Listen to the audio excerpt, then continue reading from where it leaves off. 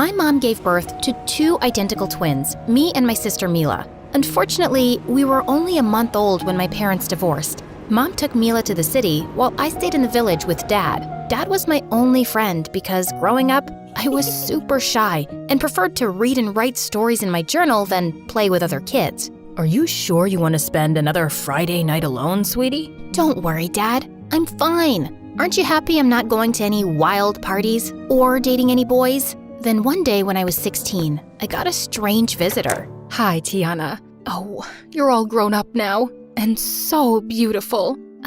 Thanks. Do I know you? Wow, I guess your dad never mentioned me much or kept any pictures. I'm your mom. You're joking, right? But she wasn't. Instead, Dad came over and the 2 of them sat down with me in the living room. All right, I let you come over because you said you had an emergency. So what's going on? It's Tiana's sister, Mila. She's a model and makes a lot of money, but she started struggling with mental illness and suddenly quit. Now, if she doesn't complete her contract, we'll be sued for a crazy amount of money. Tiana has to fill in for her. No one will know. I may have to trim her bangs a bit, though. Wait, what? This is the emergency? What a stupid and twisted thing to ask your daughter that you haven't seen in 16 years. Get out of my house, right now. They started arguing and I didn't know what to do. So I just slipped out of the room and tried to calm myself down. But Mom just wouldn't give up. And the next day, she made me a crazy offer. Your father mentioned you write stories and that it's your dream to become a famous author. What if I told you I knew an agency that could publish your work and pay you a fortune? How could I say no to something like that? After that, I convinced Dad to do the modeling contract and finally, he agreed. So, I moved to the city where Mom and Mila lived in a mansion. Mom greeted me at the door and hugged me tightly. I still wasn't entirely comfortable with her, but it was nice to feel welcome. You'll meet Mila later today. She doesn't leave her bedroom. She even has dinner there. You mean I'll only see her if I come upstairs with you? Doesn't she ever leave the house? Mom didn't answer. She just snapped her fingers and ordered some servants to get me settled in my room. God, this place was so different from what I was used to, and I was curious to meet my mysterious sister too. That evening, I was reading in my room when I heard a scream outside my room. I went into the hallway to find the maid covered in food. That's when I also saw Mom and Mila. I told her I wanted pizza for dinner, not these soggy vegetables. Of course, baby, our mistake. But pizza's not good for you right now. We'll get you the tastiest salad ever. I'll give you a raise, all right? I can't have another servant quit because of her. You always do this, Mom. I don't want a salad. If I don't get a pizza right now, I'll take all of your gold jewelry and give it to the neighbor's dog to chew on and then throw up. Excuse me, but don't speak to your mom like that. And you certainly didn't need to throw food at your maid. This is my twin sister, Mom. She has a lot of nerve for a house guest. Also, we may look identical, but her skin is way more blotchy than mine. You should tell the photographer that beforehand. Jeez, this girl was something else. I went off to bed after that, and Mom told me not to take Mila's behavior personally. I just want her to be happy and healthy. The next day, I arrived on set, when suddenly, I noticed everyone glaring at me and whispering angrily. What was going on? Hey, why is everyone here giving me dirty looks? Did I do something wrong? Ugh, you're here? I thought you quit after you humiliated me in front of thousands of people. Also, you bullied every single person on set since you started working here, Mila. They were hoping they'd never see you again after you left. What? I bullied everybody here? And what did I do to you? I mean, I didn't take my meds this morning, so I forgot what happened. Can you remind me? Ugh, give me a break. Mila had apparently done a lot of horrible things because every person around me acted like I was some kind of monster. I called Mom and told her what had happened. You must have spoken with Vlad, Mila's coworker and ex-boyfriend. She dumped him publicly during an acceptance speech for an award show and said some mean things. Just focus on your work, honey. He's not your problem. I knew Mom was right, so the next day, I ignored all the death stares and kept to myself. But later that afternoon, Vlad and I had to do a photo shoot together. The photographer was about to start when suddenly she started freaking out. I cannot work like this, Vlad. How much weight did you gain? The costume designers worked really hard and you… forget it. I'm requesting a different model. What?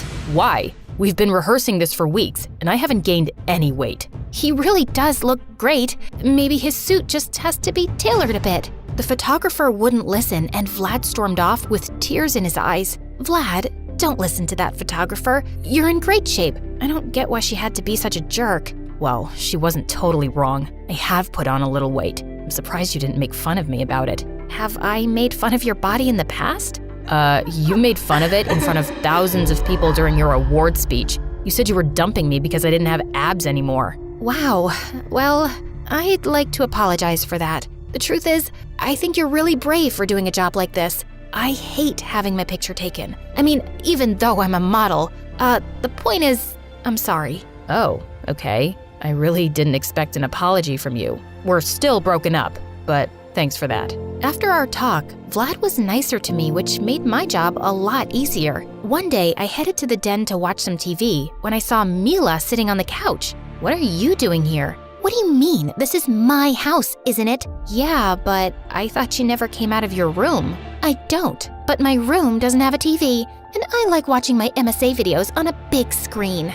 You watch MSA too? They're my favorite YouTube channel. Their stories are what inspired me to become a writer. Yeah, I don't care. You can watch with me as long as you keep your mouth shut. I decided to take the opportunity to spend time with Mila. She obviously had some issues, and I was curious to know more about her. As we were watching videos, Mila's phone suddenly rang and she looked annoyed. Why is Vlad calling me? My heart started racing as Mila answered the phone.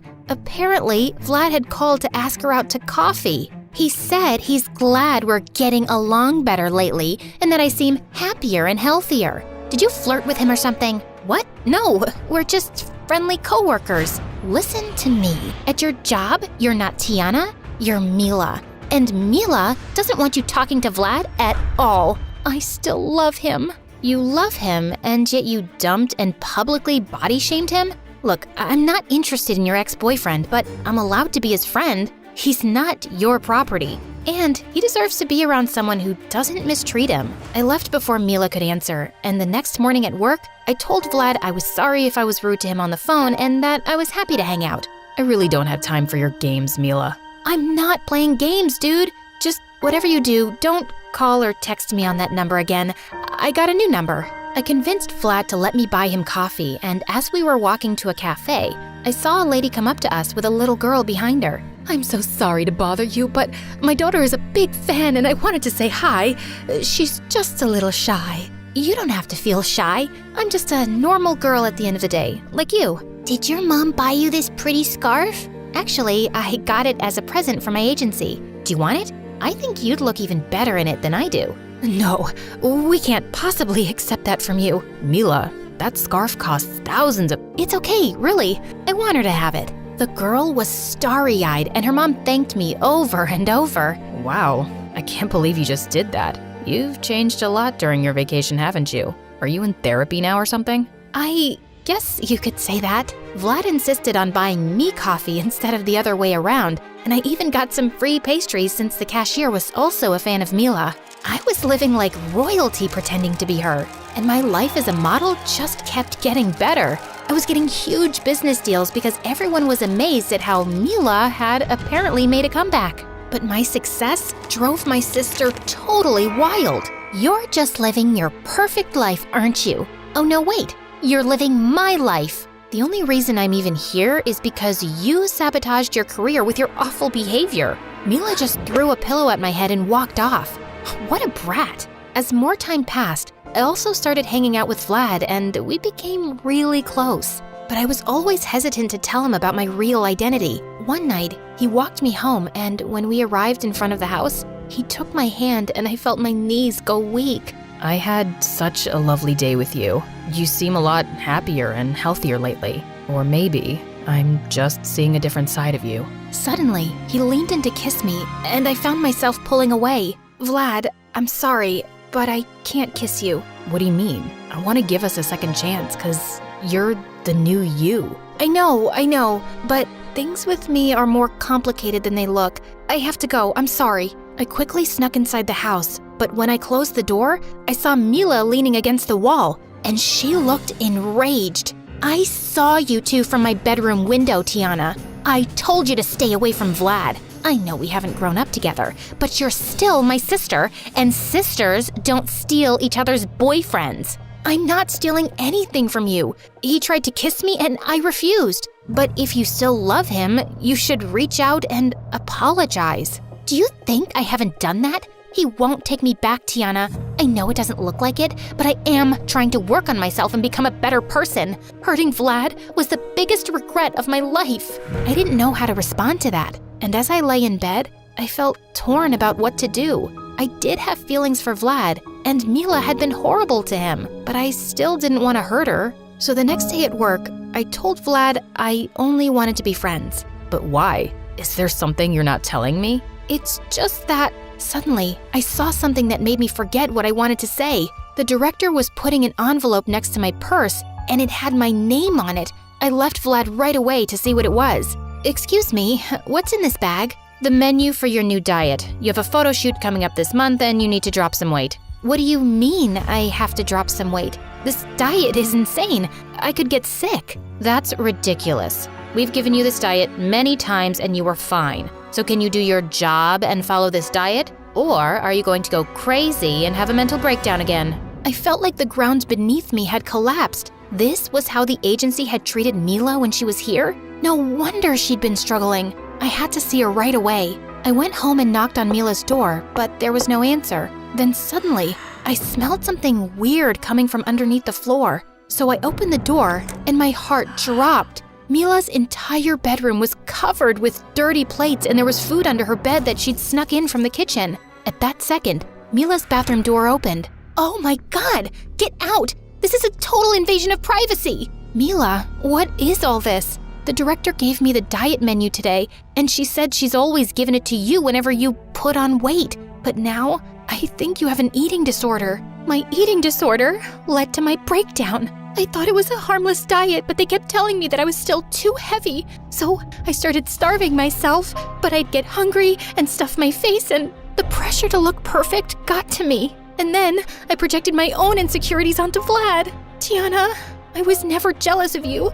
I just didn't want you to suffer like I did. Oh my God, I had no idea. I am so sorry. But it doesn't excuse my behavior. It's turned me into a monster. I hugged Mila tight and let her cry for a while. And after that, we went straight to the agency to take care of business. But when we arrived, Mom was there. And when she saw Mila, she freaked. What is she doing here? Tiana, I came here to help you sign a contract for a new business deal. We could get into huge trouble if someone sees you two together. Forget it, Mom. I'm not filling in for Mila anymore. I'm done. You care more about money than you do your daughter's health and well-being. This agency totally mistreated Mila and the other models. And if I stay any longer, I'll go down the same dark path she did. Oh, Tiana, don't be overly dramatic. Mila's breakdown had nothing to do with the agency. Mila was about to answer when we heard footsteps behind us. And when we turned around, it was Vlad. I hadn't spoken to him since the other day. His eyes got huge as he stared at Mila and me. Mila? You have a twin?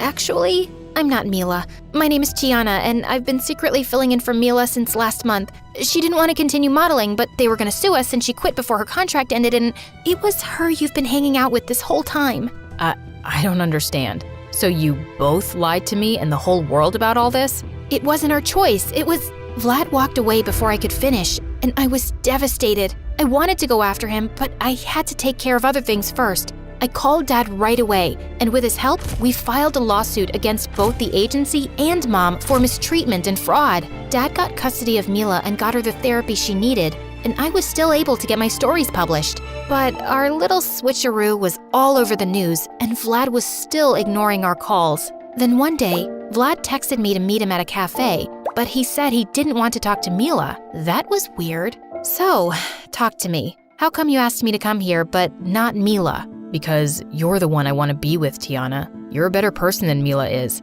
I was hurt that you lied, but I know you had your reasons. I'm not a better person than Mila. I just had it way easier than her. She still loves you and wants a second chance. But she hurt me too deeply, and I don't think I can ever love her the same. You're the one I want to be with. My heart raced as Vlad took my hands, and I stared into his deep, dark eyes. Vlad, maybe someday we can be together, but right now, I have to focus on myself. I've been living my sister's life for too long, and I've lost touch with who I am. Still, I've loved every moment I spent with you. Me too. Good luck, Tiana. Hi, I'm Violet from Washington, and I have a really personal story to share today. But before I do, please like and subscribe. My mom gave birth to identical twin daughters, me and my sister Sophie. So of course, my parents dressed us in the same clothes and braided our hair with matching ribbons. But people could easily tell us apart for one reason. Sophie was born with a minor facial distortion. Her eyes were a little lopsided, and her mouth was almost as low as her chin. I, on the other hand, looked like a frickin' porcelain doll. And everywhere we went, people would ooh and ah at me. She's just too lovely to be real. Look at those brown eyes. I have the same color eyes. But everyone ignored Sophie, and it really got to her. I kept telling her she was just as pretty as me, but she wouldn't hear a word of it. And as years passed, my sister grew to hate me. Sophie did everything she could to make me feel as sad and angry as she felt. She'd spread rumors about me at school, steal my diary, and once, she tried to shave off my eyebrows. I was living in fear 24/7. Worst of all, my parents didn't take it that seriously. I'll take away her electronics for a week. That's not enough, Dad. Sophie is trying to ruin my life. What if she tries to seriously hurt me? Oh, Violet, that's silly. Sophie's just going through a phase, and we would never let her harm you. They didn't understand. And when I turned 14, things really turned upside down. One afternoon, I came home from school to find Sophie in the living room with my parents, and they looked furious with me. How could you do something like that, Violet? What are you talking about? Sophie said you locked her in the closet for an hour. We heard her calling for us. What? Just then, I saw Sophie and she was smirking at me. I just don't think I feel safe around Violet anymore, Mommy. How can I trust her after what she did? Guys, she's framing me. She locked herself up in the closet. And why would she do that? That's just twisted, Violet. Didn't my parents see how crazy Sophie was? None of them talked to me that night. They all watched MSA videos with a bowl of popcorn while I stayed in my room. But the next morning, my parents did the unthinkable. They made me move into the guest house. It was Sophie's idea. You two need space away from each other. We can't have this negativity in the house. So you're kicking me out? What, because I trapped her in the closet? I told you guys I didn't do it. It doesn't matter who did it. The point is, you two are toxic for each other right now. And at the moment, Sophie needs our attention more than you do. You have more friends and the world at your fingertips. It's just for a short time, Violet. I was speechless. I was being punished for literally nothing. And it was all Sophie's fault. I moved into our guest house that evening and didn't speak to any of my family members. In fact, I continued to ignore them for the next several months. Sure, it was clear Sophie was much happier without me in the house. She made more friends and even picked up a few hobbies. But I was still bubbling with anger. One day, I was coming out of the supermarket when I saw a homeless boy outside with dyed turquoise hair. I immediately pulled out a bag of bananas and some change, but he just laughed. Whoa, do I look like a beggar? If I'm being honest.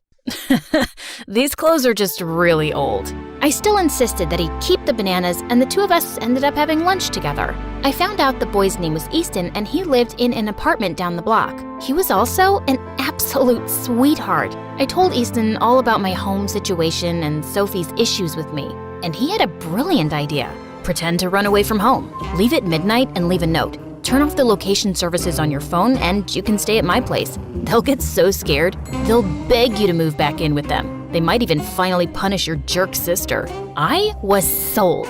My whole family deserved a little scare. So that night, I sent a text to both my parents to tell them my plans and switched my location to private. I spent the next 2 nights at Easton's apartment. His family was really poor and I had to sleep on a torn cot, but I felt fantastic. My parents were probably going crazy.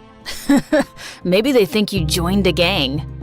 Or they think I'm pregnant and ran off to get married. Unfortunately, the fun didn't last long. The next morning, my parents burst into Easton's apartment with several cops. They hugged me and cried for a moment, but then they were furious. Why would you scare us like this? We had no idea what was going on. Sorry, but you kicked me out for no reason and then neglected me for 6 months. I needed to teach you a lesson. Teach us a lesson? Violet, we know the living situation isn't perfect, and we know we haven't been giving you as much attention. But just disappearing like you did? That's crazy behavior. Come with us right this second. After that, Mom let me move back into the house, but she watched me like a dog. Sophie even suggested I shouldn't leave home without her escorting me, and my parents agreed. Luckily, I could still hang out with Easton, who was the only person who seemed to care about me. And it turned out we'd even be going to the same high school next month. On my first day of 9th grade, I was in gym class when Easton started jogging next to me. Whoa there, you look ready to faint. Here, take some of my water. Oh God, is it that obvious? Don't worry, you still look lovely, even though you're drenched in sweat. Easton smiled at me as I drank from his water, and I felt a little weak in the knees. And not just because I was tired. I saw Sophie glare at me as she jogged by, but I didn't care. As months passed, Easton and I just got closer, and whenever Sophie was mean, he always defended me. You can make fun of Violet's dress all you want, but she's the one who got a party invitation and you didn't. Secretly, I had the biggest crush on Easton, but I was way too chicken to ever tell him. I was just grateful to have a best friend. It was exhausting living with a bully 24/7. Then one day when I came home from school, my parents gave me shocking news. They'd found a plastic surgeon to fix Sophie's facial distortion. They couldn't completely get rid of it, but I'd never seen my sister so happy. I felt so ugly my whole life, Violet. I know it sounds shallow, but I can't wait to be as beautiful as you. Sophie, look at me. You've never been ugly. But if getting this surgery makes you feel more confident, then I support you. Sophie started to cry then and hugged me. I stayed with her in the surgery room the entire time, and she even apologized for how she treated me. And I was glad. I was ready to give up our crazy fighting. After Sophie's surgery, things changed between us. Sophie didn't seem jealous of me anymore and even started hanging out with me and Easton. Then one day, I walked into my front yard and almost had a heart attack. Sophie was kissing Easton. Hey, does someone want to tell me what's going on here? Well... Violet, I've been meaning to tell you. Easton and I like each other, and I asked him out. I felt like I was gonna throw up. I pulled Sophie aside angrily. How could you do this to me? Sophie, I love him, and you know it. I know you love him, and I'm sorry, but I've been hanging out with Easton for a couple of weeks, and we have a connection. No, I have a connection with him. You barely know him. I don't get it. You got the surgery. You have everything I have now. Why would you hurt me like this? Violet, I'm not trying to hurt you. I really like Easton, and I just want to be happy for once. I can't take this anymore. You made me miserable for 14 years, and then got me kicked out of my own house, and convinced Mom to basically ground me for 24/7. This is the last straw. I stormed off and blocked Easton on all social media. He kept calling me to apologize and tell me that him dating Sophie wouldn't change our friendship, but I refused to speak to him. The next day at school, I decided it was time for overdue revenge. The first thing I did was attach a bucket of paint to the cafeteria doorway, and when Sophie walked in with Easton, paint splashed all over them. Everyone laughed like crazy, and I felt great. I got suspended for a day, but it was worth it. And I didn't stop there. That entire month, I pulled every prank I could think of on them at school, putting spiders in their locker and gluing their butts to the classroom chairs. I felt guilty for being a jerk, but Sophie deserved it, didn't she? And Easton was dating my sister, who bullied me my whole life. Then one day, I was studying in the courtyard when Easton walked over to me, and he looked furious. I've had it with you, Violet. Your jealousy has turned you insane. All the kids at school now are terrified of you. What do you mean? I've done nothing to anyone except you and Sophie. Really? 'Cause the bucket of paint from your prank got all over the cafeteria floor, and one kid tripped and sprained his ankle. I'm sorry you're hurt about me dating Sophie, but it happened organically. Our feelings for each other had nothing to do with you. I know you're hurt, but don't become a bully because of it. Easton walked off, and I thought about what he said. Maybe Sophie wasn't trying to hurt me, and her falling for Easton was just a coincidence. Maybe I could just be happy for her. So that week, I did everything I could to make things right with people. I volunteered to help as many kids as I could with homework, and they'd know I wasn't a monster. And I apologized to Sophie and Easton, and surprisingly, they forgave me. On Friday night, Sophie and Easton were celebrating their 1-month anniversary at the beach, so I told Sophie I'd deliver them a picnic basket. But when I got there, Sophie was sitting alone in the sand, and she was crying. Hey, what's wrong? Where's Easton? He's not here, Violet. He's not coming. Did you guys break up? No, because we never dated. It was all fake. I even paid Easton monthly and used up all my savings. I wanted to make you jealous. Wait, what? I don't understand. I thought that after my surgery, people would start treating me differently because my face looked better. I thought I'd finally get as much attention as you. But because my distortion isn't totally fixed, I didn't. And that made me angry. But I can't do this to you anymore. I feel horrible. I couldn't believe what I was hearing. Sophie kept apologizing, but I couldn't even look at her. I didn't want revenge. I just didn't want to deal with her anymore. Things completely changed between us after that. My sister and I both cut contact with Easton and became strangers to each other. It broke my heart, but I didn't know what else to do. We were toxic for each other. Before we knew it, high school ended and we both went our separate ways. A couple years later, I was walking around my university campus when I got a phone call. Violet, it's Easton. I know we haven't spoken in years, but I need your help. My parents lost their house and are homeless. I'm doing everything I can to help them, but I'm desperate. I'm calling everyone I know for either money or food. My stomach was in knots. I still hated Easton for what he did, but he was obviously in a crisis. So I bought a bunch of food and clothes and arrived at the homeless shelter. God, you're an angel. I can't thank you enough. I'm not doing this for you. It's for your parents. And I never want to see you after this. Do you understand? Yes. What I did to you was unforgivable. Can I just tell you one thing? I never wanted to go through with Sophie's fake dating plan. The only reason I agreed to it was because my family's been struggling since I was a kid. I was always terrified we'd end up living on the streets. It's still no excuse, especially because I was in love with you. My head started spinning. I had no idea Easton had been suffering that much, and I had no idea that he'd loved me. I decided it was time to smooth things over. That night, I went right home and convinced my parents to give Easton's family a loan. And then, I asked if they could invite Sophie for dinner. Oh, sweetie, that's a wonderful idea. She's doing well these days, but she talks about you a lot. For some reason, I was happy to hear that. When Sophie came over, she immediately ran to hug me. Violet, I am so glad you're here. Actually, I got you some presents. Sophie handed me a huge gift bag, and to my shock, she'd bought me all kinds of expensive presents. Perfume, jewelry, and even a brand new iPad. None of this makes up for how I've treated you over the years, but I love you, Violet, and if you ever want to have a relationship, I'm here. Thanks, Sophie. That means a lot. You did really hurt me, but it has been a couple of years. I can't forgive you overnight, but this is a good start. I also know you got in touch with Easton. If you ever want to date him, you have my blessing. It's a possibility, but first, I want to make things right with you. Though, of course, Sophie invited Easton over later and left us alone on our porch. I'm really glad you and Sophie made up. Do you think you can ever forgive me, Violet? I never really got over you. Wow, I didn't know that. But it will take me some time to trust you again. I understand that. I'm willing to wait as long as it takes.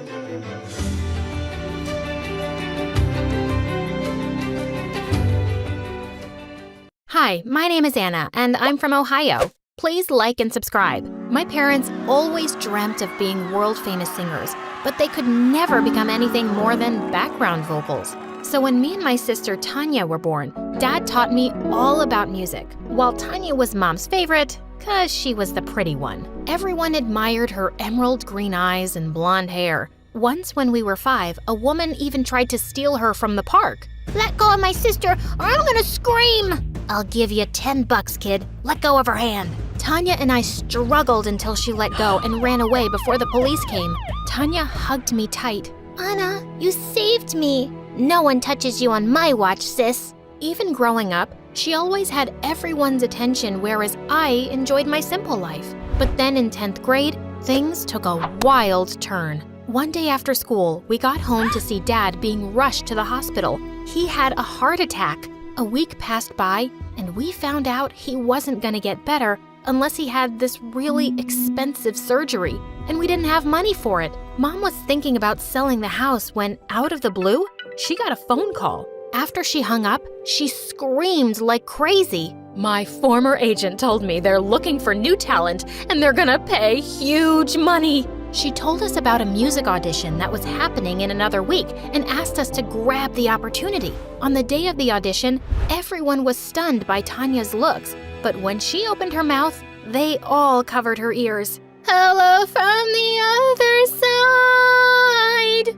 Someone grab the mic from her hands or shut off the speakers. I can't stand her voice. Well, he was over-exaggerating, but not entirely. Tanya couldn't sing a note, not even in the bathroom. A few minutes later, it was my turn, and when I started singing, the producers looked mesmerized. I'm not giving up on you. You know I love you. Please hug me and say it back. I love you. After a long discussion, they announced they were gonna sign both of us, but there was one condition. They wanted me to sing, but in the background, for Tanya, she would lip sync to my voice. No, that's wrong. We won't be doing that. But Tanya held my hand with teary eyes. Please, sis, you have to do this. We need the money. But Tanya, Anna, my love, the future of our family rests on your shoulders now. Think about your dad. Think about our family, honey. I knew it was wrong, but I couldn't stand to see my family suffering. So I agreed.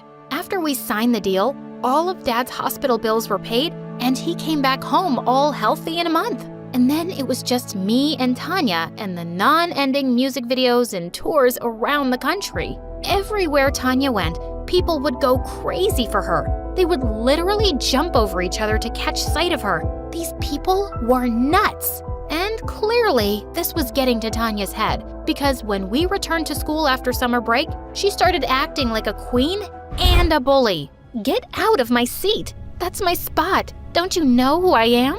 The guy didn't even flinch and kept munching on his sandwich, and Tanya looked as furious as a dragon. Hey, it's okay. We can take another seat. Maybe he can't hear, but she just picked up a bottle full of mustard and dumped it on his head. You've got to be frickin' kidding me. I looked at the guy, who looked raging mad. Hey, I'm sorry about my sister. She's a little... Please, let it go.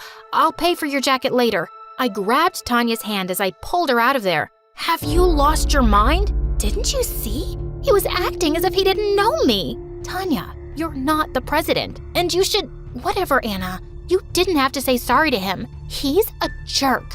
Saying that, she stormed away. Ugh, such a diva. Later, after school was over, I went into the music room to practice my singing. But just as I finished, I heard someone clap behind me, and I was shocked to see the guy from the cafeteria, Brandon. That voice. That's your sister's voice when she sings, isn't it? Oh God, what now? But he didn't know anything for sure. I thought you didn't know her. And now you know her voice?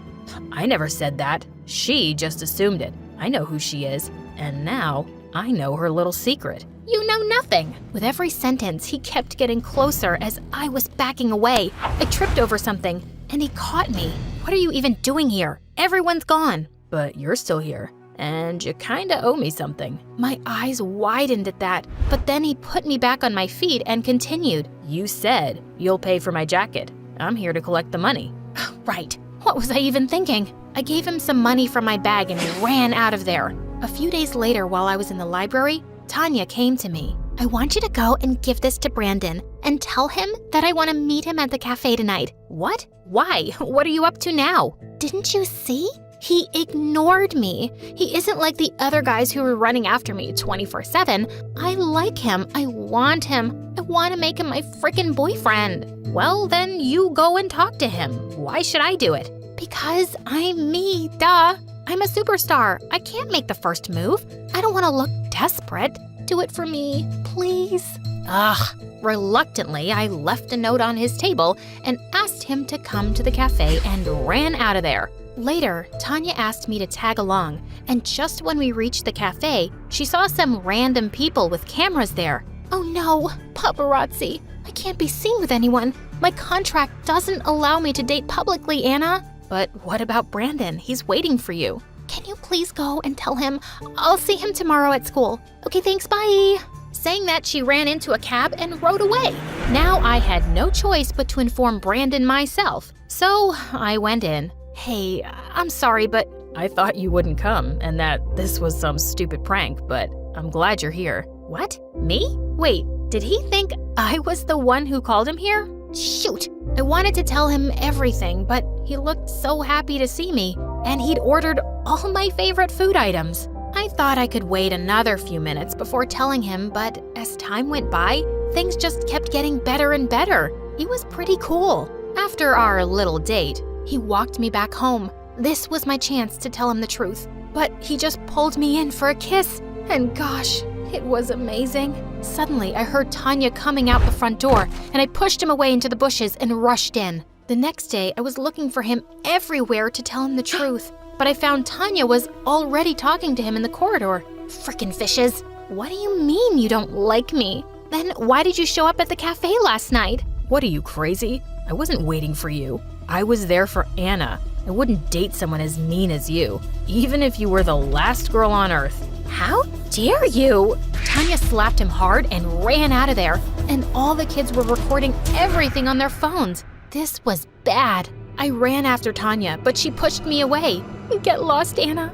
I told you I liked him, but you trapped him first. Tanya, stop it. I didn't do anything. He liked me from the beginning, and you sent me to him. Yeah, it was my biggest mistake, thinking I could trust you. Traitor witch. She jumped onto me and grabbed my hair, and we broke into a huge fight. Mom and Dad were called in, and the principal showed them the videos the kids had recorded. He said Tanya's behavior was getting worse day by day, and she was suspended for a month. I felt so bad and went to hug her later that night and told her I wasn't going to see Brandon anymore, and she immediately hugged me. But when I went to my room, Brandon was already waiting there. Why are you avoiding me? And what was your sis talking about today? Brandon, you can't be here. Get out now. Hey, chill. Why do you look so tense? Tell me, what happened? He pulled me close into his arms, and I just melted. I told him everything, honestly,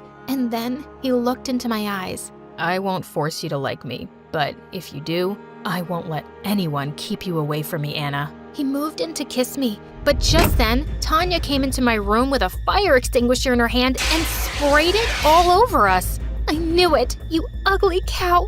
I knew you're a filthy backstabber, and I'm gonna destroy you both. Suddenly, Mom and Dad came running too, and she was taken back to her room. And I was grounded for a week for inviting a boy. We had a big concert soon, and though I was super mad at Tanya, I still had to help her because of our contract. As usual, I was singing backstage while the entire crowd was cheering for Tanya. After the performance was over, she was given an award for star performer. Even Mom and Dad were called on stage. You guys must feel truly blessed to have a daughter with the voice of an angel.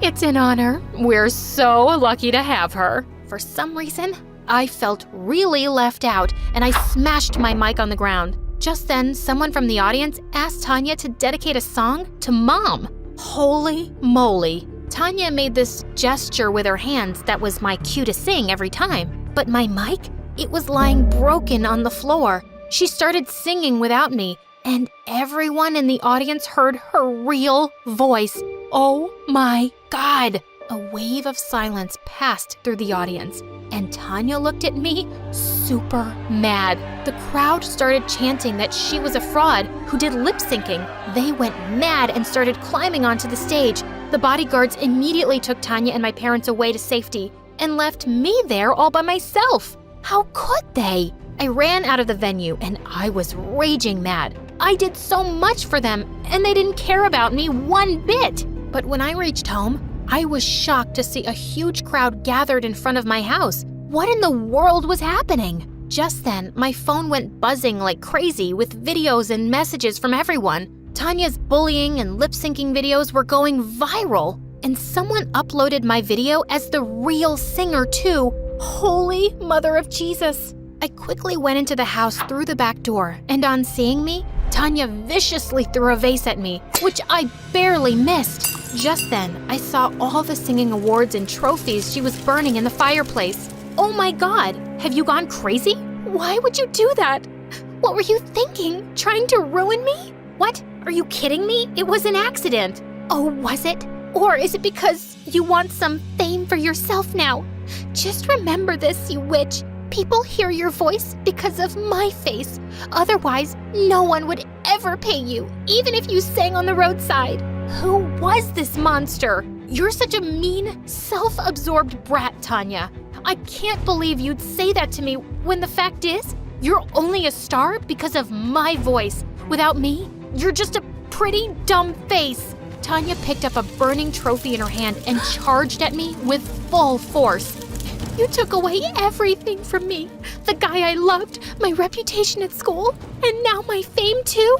I'm gonna kill you. Thankfully, Mom and Dad came in and stopped her just in time. Stop this madness right now! I can't believe we were so blinded by your beauty and fame that we never realized what a monster you were turning into. Dad took the burning trophy from her hand and threw it away. Anna, we're so sorry. We've never truly appreciated you for everything you've done for us. You're the daughter that every parent would be proud of. Please, forgive us.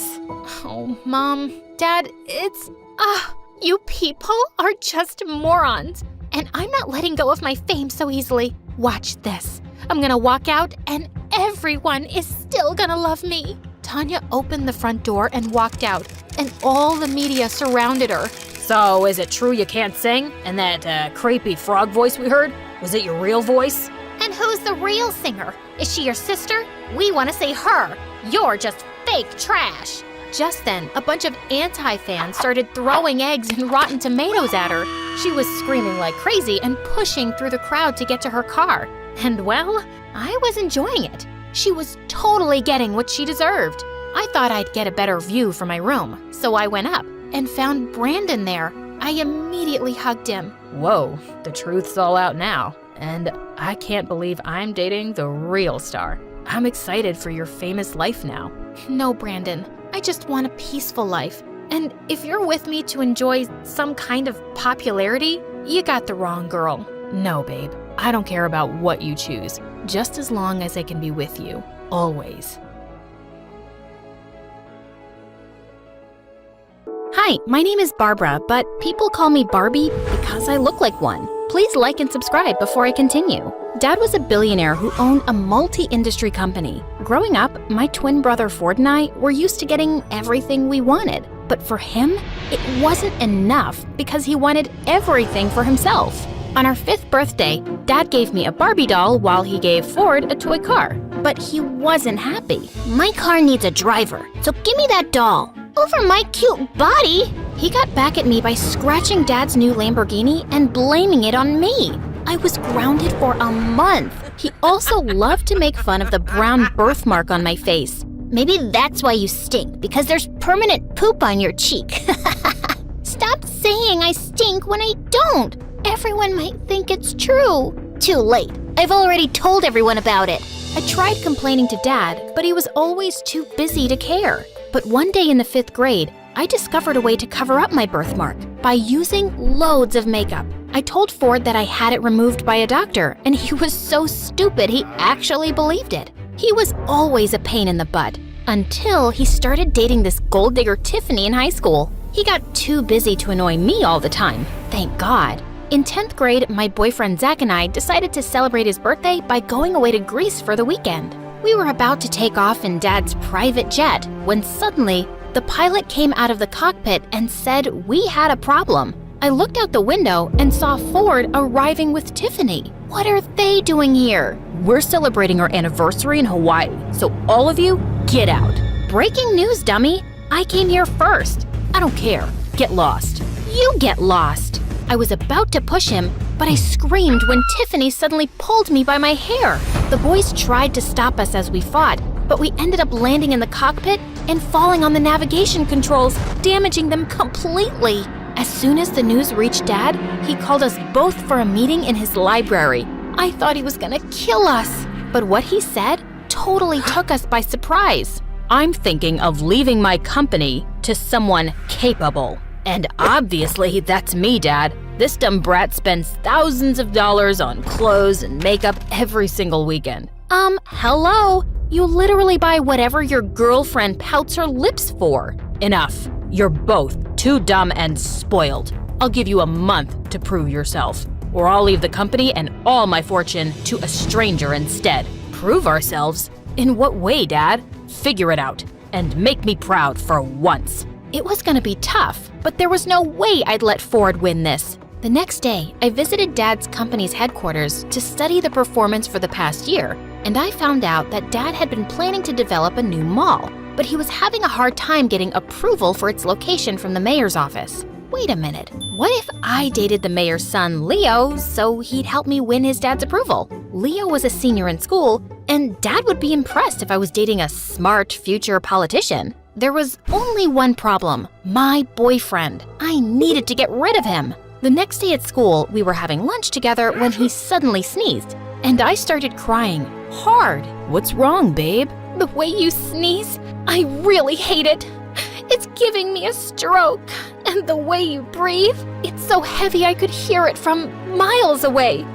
I've been suffering silently, but I just can't take it anymore. Just work on yourself and maybe we can give it another chance soon, yeah? Are you freaking serious? Goodbye, Zach, for now. He kept throwing tantrums all day, but I ignored him and started working on my current target, Leo. Aside from being a genius, he was also famous for being too serious. I'd never seen him smile. I stalked him and found out that he always stayed in the library. Boring! One day he was sitting alone and I walked up to him and pointed to the thick book beside him. Could you hand me over that physics book? This is a chemistry book. Oh, yeah, sorry, I got confused. Physics and chemistry are similar words. No, they're not. Oh, what's that you're reading? You're into literature too? I love Michael Jackson. Do you know about him? Yeah, of course I do. But I like Shakespeare more. Shakespeare? That's a cool name. Before he could say something, his friend suddenly called him. Just when I thought we were connecting. As Leo walked by, Zach suddenly appeared and pulled me into a corner. Why are you flirting with this guy? I thought our breakup isn't official yet. Don't take it personally. I just need him to help me get his father's approval for my dad's project. And when you win that inheritance, you'll get back with me, right? Sure, whatever. I'll wait for you. Don't hold your breath. A few days later, I heard that Leo was running as a president for the student council again. But what shocked me was Ford was running too. So that was his first move to prove himself and impress Dad, huh?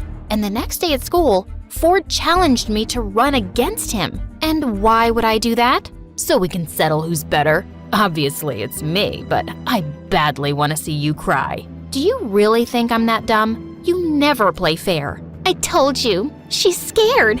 Since you're begging for it, then fine. See you at the elections. Nice. Any last words? Send my regards to Satan. Oh wait, that's you. And with that, I stormed off. But if Leo was also running, I didn't have any chance to win. He had already won 3 times in the past. I immediately talked to him about this. I also want to run for school president, but with you on the list, I don't think I stand a chance. So you want me to back out? Yeah, leave it to me this time. Why are you running? Basically, I hate my brother and he's running and I want to beat him myself. But I need your support. And what do I get in return? You can date me, I guess. To my surprise, he smiled at me and said, Sure. Wait, are you serious? He just winked at me and walked away, leaving my heart fluttering with that smile. I was so confused. It was time to put our names down as candidates the next day, and I was surprised to see Leo was running as my vice president instead. What are you doing? Supporting my girlfriend. So he really was serious about it. I couldn't believe making him fall for me was this easy. I decided I'd wait a few days before I started talking about the mall project so it wouldn't look suspicious. We started hanging out together, and sure, he was serious, but he was also sweet and funny, not boring at all. He even introduced me to a super cool channel on YouTube called My Story Animated, and when I saw their videos, I actually found them exciting and relatable, especially about those billionaire girls. On the weekend, he asked me out on a date, and I said yes. While driving, someone suddenly called him and he turned to me. I was supposed to lead Dad's charity drive at a hospital tomorrow, but they moved it to today, and they need me there. I'm so sorry. Instead of sulking, I smiled and volunteered to come along. Seeing all those sick people who couldn't afford treatment made me realize how lucky I was. And the way Leo talked to these people made my heart melt. Later that night as he drove me home, he suddenly took my hand and kissed it. You must be really tired. I'm fine. Actually, I had a great time. The date isn't over yet. I've got a surprise. He took me to a closed restaurant and revealed that his mom owned it. So, how are we supposed to eat? Watch me. To my surprise, he started working in the kitchen himself and ended up with the most delicious meal ever. I can't believe I'm with someone like you, a goddess. Yeah, I know. Thousands of guys wish to be you, so you're very lucky. My heart went wild when he tucked a strand of hair behind my ear. You're really funny and pretty. I stared back at him and just found myself leaning in closer for a kiss. I felt like I was on cloud 9. It was the least fancy date I'd ever been on, but it was the best time I'd ever had in my life. Soon, we made our relationship official, and Zach wasn't happy. You broke up with me because of him, didn't you? No, Zach, we just didn't work out. I'm sure you can find someone better. You're gonna regret this. Zach was too dumb to do something that could actually ruin me, so I just ignored him. When the election campaign started, Ford and Tiffany were spending Dad's money like crazy. They covered the whole school with pictures of their stupid faces and threw the biggest parties every single night. Ford also promised everyone he'd turn the whole school into a teenage paradise, making him win by a landslide. I lost so badly. He kept on bragging about his victory at dinner, and Dad looked impressed. I think I'm gonna win this too. And when I take over everything, the first thing I'll do is make you miserable. Say goodbye to all your credit cards. Don't be too confident. Maybe you'll be the one who ends up crying. I really doubt that. Ford made me so mad. I had no choice but to finally use Leo's connections for Dad's mall project. I brought it up, and to my surprise, he immediately talked to his father about it. A few days later, I introduced him to Dad over dinner, and he looked stunned when he learned that Leo was the mayor's son. You should have informed me earlier. I would have told the chefs to make something fancier. I'm fine with anything, sir. It's a pleasure to finally meet you. They seemed to be getting along really well, and Dad then finally brought up the project. Oh, Barbie mentioned it to me the other day, and I've already talked to my father about it. He's looking forward to meeting you. Dad looked super happy, and once the project was finalized, he even threw a party to celebrate it. You made this happen, my dear Barbie. You've shown me how valuable you can be. Ford was smoky red with rage. I gave him a smirk as Dad made a toast for it. Later that night, I thought about a plan to give back to Leo. He'd told me about an orphanage he had set up, and I decided I'd donate books and laptops to the kids there. I talked to Dad about it, and he was happy to support me. The next day at school, I was waiting for Leo at the canteen to talk about it, when suddenly, Ford came and took my plate of spaghetti and rubbed it in my face. I told you not to mess with me. As I angrily rubbed it off my face with tissues, I suddenly realized people were staring at me in shock. Oh no, all of my makeup was gone. Oh look, there's poop on her face. Breaking news, everyone. My sister's been hiding this gross birthmark under her makeup for years. Look, Leo, she's even deceived you just so she could be your girlfriend. I tried to hide it, but it was too late. Leo had arrived and was staring at me. I was about to run away when suddenly he grabbed Ford by the collar and pushed him up against the wall. She's still the most beautiful girl in the world to me, but you sure are the biggest jerk. I heard everyone actually agreeing with him, but Ford started laughing like a maniac. Okay, the poop mark didn't change your mind, so how about this? To my surprise, Zach showed up from behind him and started playing a recorder with an evil grin. Why are you flirting with this guy? I thought our breakup isn't official yet. Don't take it personally. I just need him to help me get his father's approval for my dad's project. Blood drained from my face as we all listened to the whole conversation. I couldn't believe my ex-boyfriend teamed up with my evil brother. I tearfully ran after a furious Leo. Leo, please, let me explain. Explain what? That I was just part of your stupid plan? I can't believe I actually fell for a spoiled brat like you. Yes, I planned it, but then I started to have real feelings for you. Yeah, right. Please, don't ever talk to me again. He ignored me completely after that, and I lost all my motivation. Ford took it as an opportunity to redeem himself. He spent tons of money on billboards across the city, advertising Dad's clothing stores, with himself and Tiffany as models. The sales actually went up. A few days later, Dad informed us that he'd finally made a decision. I was sure Ford had won, but I didn't even care by now. I decided to give everything to... Ford had already gotten up with a proud smirk. Barbara. Congratulations, darling. I'll see you in my office tomorrow for the signing of the papers. Wait, what? Suddenly, Ford went psycho. You can't do this to me, Dad. I've worked so hard for this. It's not too late to change your mind. I based my decision on how you spent my money the past month. You wasted $10 million and never did anything meaningful. Barbara proved her interest by learning about the company. And she even made a huge project happen. You're talking nonsense, you stupid old man. And then I just snapped. I flung a glass of juice at his face. You can insult me all you want, but don't you dare talk like that to our dad, you jerk! You're gonna pay for this. Before he could hurt me, Dad called his bodyguards to take Ford away. He grounded him in his room, and I could hear him destroying things all day. He was scaring me. The next day, I fell asleep in my bathtub, and when I woke up, I realized that my phone was gone. I got up to find it, but the door was locked, as well as the windows. Just then, lots of bugs started to crawl in from somewhere. I screamed, but no one seemed to hear me. Help! Someone, please, open the frickin' door!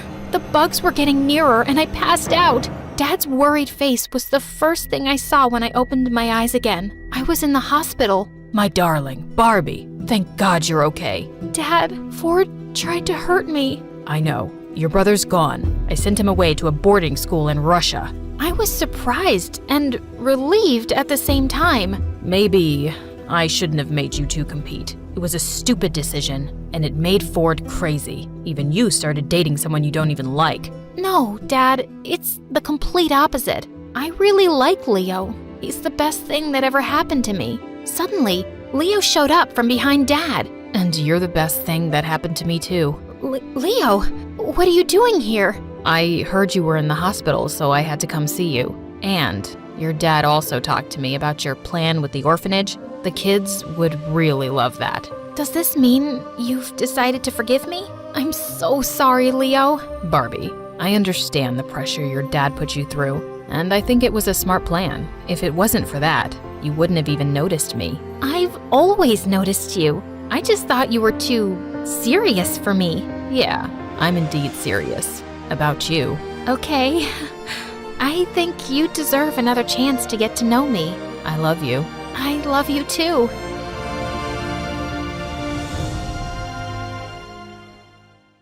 Hi, my name is Ada, and I'm from New York. Me and my twin sister Gia were born to two very chaotic parents who fought like Tom and Jerry all the time. And on the very day we were born, they picked up a twin each and decided to make us the best version of themselves. Ada is hungry. She needs milk. Oh, since you chose her, why don't you feed her from your nipples? Yep, Dad picked me, and growing up, he taught me the Turkish language because he was from Turkey. And Gia was Mom's favorite, so Mom taught her Italian because she was from Italy. Although we spoke English at home, that whole language thing kinda became the reason for all the chaos and misunderstandings in the family. Because of Mom and Dad's fights, I could never get close to Mom, and I hated that. So once, when I was 8, I decided to make a card for Mom for the new year and asked Gia for help. When Mom saw it, she went ballistic. Sei una vaca grassa, which meant you're a fat cow. God, you're so rude, Ada. Just like your jerk dad. I always knew I made the right choice by picking Gia. I was furious. That witch made me do this. I ran to Gia and pulled her by her hair. Why did you do that to me? 'Cause Dad loves you more than me, and I hate it. So what? Mom loves you more than me. Just then, Mom came and separated us and said something to Gia in Italian. What did you say? Not your freaking business. Go to your daddy and hug him. But Gia glared at me and spit at my face, and another fight broke out. She beat me to it, and I got a black eye, but I was so gonna get back at her. The funny thing was about us, Gia and I were identical twins. We both looked so much alike that even our parents couldn't tell us apart, and I was gonna use that against her. The next day, I went to school and punched a kid straight in the face. I rule the school. No one dares mess with me. Remember my name. It's Gia. That would land Gia in detention for sure. But my plan kinda backfired when both Mom and Dad were called to the principal's office. And when they couldn't figure out who it was between us, they started blaming each other for it in front of the principal. Sei stupido. Yeah, whatever. Same to you. Back at you. Così stupido tu animale. The principal let us off without any punishment because she just wanted to get my parents out of her office. But it's not like they ever stopped. On Thanksgiving dinner, Mom served pizza and Dad went ballistic. Where's the freaking turkey? Who even makes pizza on Thanksgiving? You stupid woman. Turkey, turkey. Go ask your mother to make you a turkey. And saying that, Mom threw a plate at Dad, which he avoided, but then Dad grabbed the ketchup bottle and pointed it at Mom. Don't you dare. This is a designer top. Watch me. And he squeezed out all of the ketchup onto Mom's top. Mom shrieked, and soon our dinner table turned into a war zone. Gia and I felt terrible. Mom and Dad didn't even care about any happy occasion or us anymore. They just fought all the time. Then one day in the 7th grade, when Gia and I got back home after school, Mom and Dad finally dropped the bomb on us. We are getting a divorce. Ada is going to live with her dad in Turkey, and Gia is going to live with me in Italy. What? No way! You can't do that! No, Mom! No, Dad! I can't live without you guys! I want all of us together! Please, don't do this! But they didn't listen to us and said it was final. Later that night, I went to talk to Gia in her room.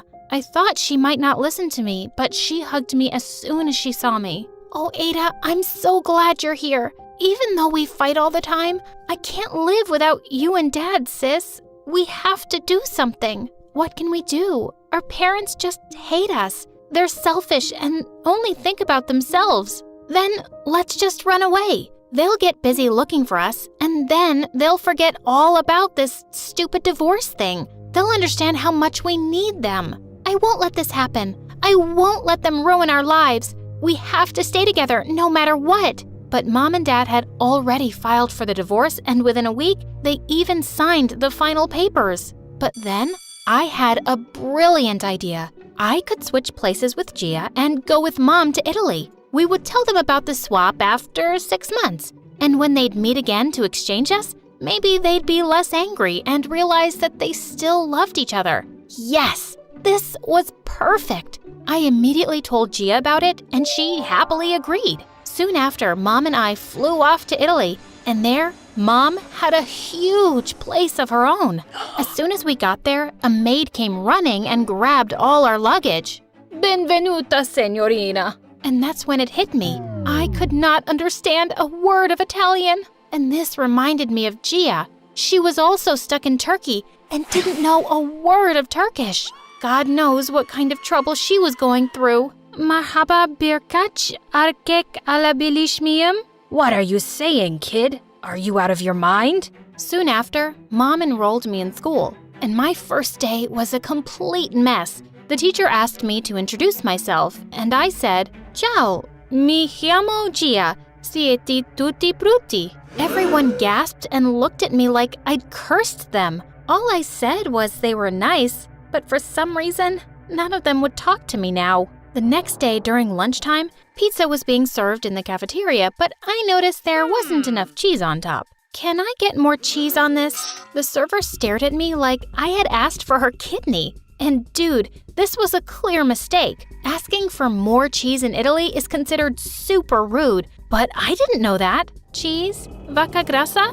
The lady glared at me and jumped over the food counter to attack me. She chased me for a mile around the school until the principal caught us both. She sternly told me off for being rude and said she was going to call my mom later. And I felt like a terrible kid. Mom was already dealing with the divorce, and now I was adding more to her troubles. I thought I'd apologize to her as soon as I got home, but what I saw next shocked me. Mom was having a pool party with her friends, and they were all having the time of their lives. What the crap? Mom, what's going on here? Oh, honey, I'm having so much fun. You should join us. If I knew life without your father would be so amazing, I'd have divorced him before the wedding. I feel like I'm 20 again. Woohoo! What? I thought she'd be missing Dad and me, but she was having a blast. This was so weird and not what I expected. I quickly went to my room and called Gia to tell her how Mom was going completely crazy. But what she told me shocked me even more. Dad was gonna get engaged within a week. This was insane. We had to get Mom and Dad back together soon, by any means possible. The next day, I was all set to break the news to Mom, but what I saw almost gave me a heart attack. She introduced me to a not-so-handsome man as her boyfriend. Ciao, sono Roberto, signorina. And before I could even say anything, they put me in a car and took me shopping with them. But I had to do something to get rid of all this Italian pasta sauce at all costs. When Mom went inside the changing room, I told him to leave her alone. Voglio che tu ami mia madre. Suddenly, he had tears in his eyes, and he hugged me. What was wrong? Then he took a rose from his pocket and proposed to my mom in the most romantic way possible. Sarai mia, signorina. Mom looked awestruck, and then she said the words that I dreaded the most. Si, lo farò. OMG, what the heck was happening? Our plan was literally falling apart. The next day, I stormed off to school in anger. But in the school corridor, a guy pulled my hand and started flirting with me. Hi, beautiful. Want to go and get some cheese with me? I'll open factories for you. Ew, he was so gross.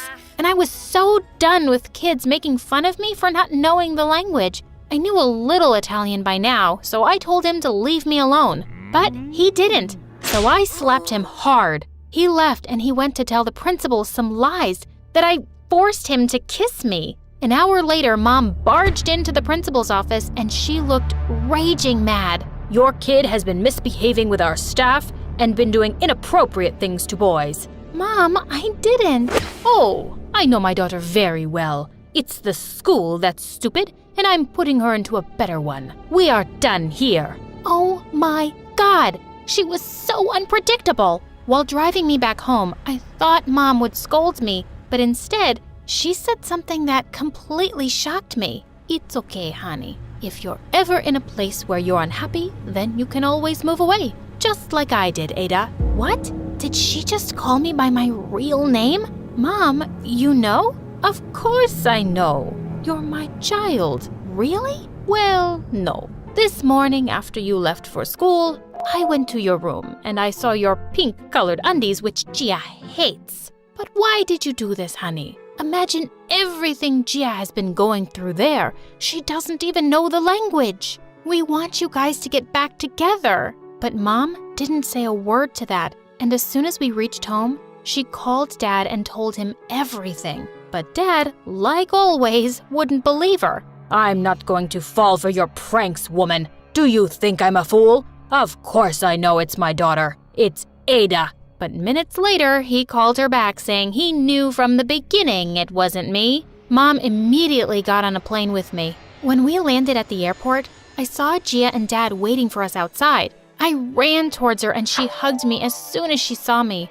I missed you so much, sister. Minutes later, Mom asked Gia to follow her and Dad asked me to come with him, but I had to try one last time. Enough, you guys. We are not going anywhere. We want to live together like a family. Please, can't you do this for us? Yes, I want to live with Ada and Mom. Not like this, where I feel so empty and alone and unloved. I want to be happy. Mom and Dad looked at us in complete surprise. Oh, honey, why would you ever think you're alone? No matter what happens between me and Mom, nothing could ever change the fact that we're your parents, and we love you so much. You'll always have both of us. Then why can't we all live together? Because that won't make any of us happy. We wanted to raise you in a happy home with great memories, but living together, we could never give you any of that.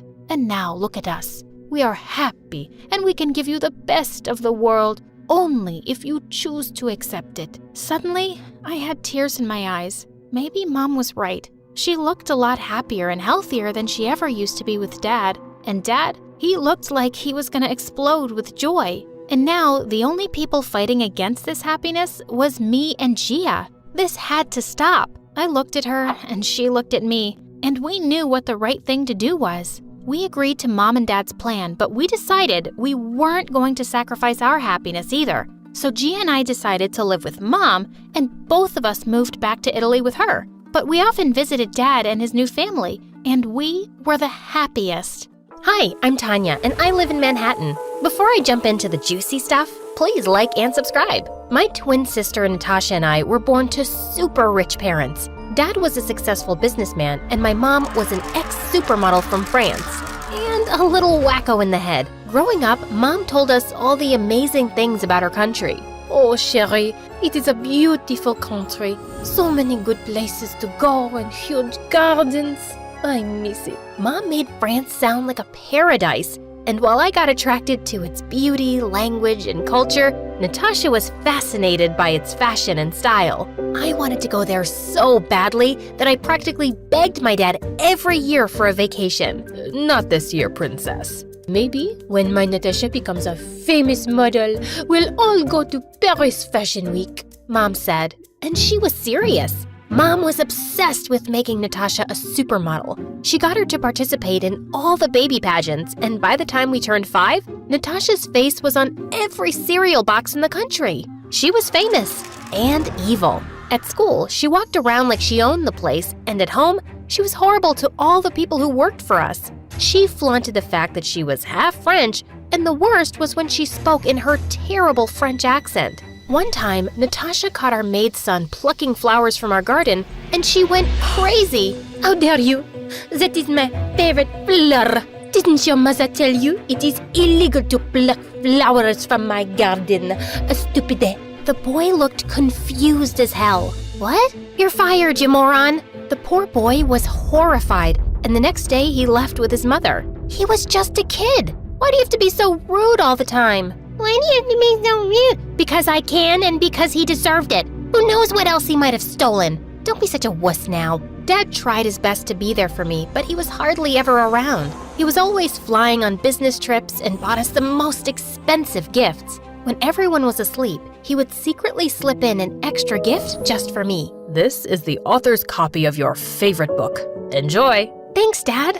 I love you." Eventually, I got tired of gifts and realized that this was his way of making up for his absence. Years flew by, and finally, we turned 16. Mom and Dad went out and planned the most amazing Sweet 16 party for us. That day at school, I couldn't wait to go home. Dad promised to buy me the latest iPad, and I was over the moon. But as always, he got busy, and I was stuck with the devil duo. While Mom made Natasha try 1,000 dresses, I just sat in the corner with a book and waited for this misery to end. "Oh my God, you're such a buzzkill. Can't you behave like a normal teenager for once?" "You mean normal like you are?" No thank you. It was the best party ever.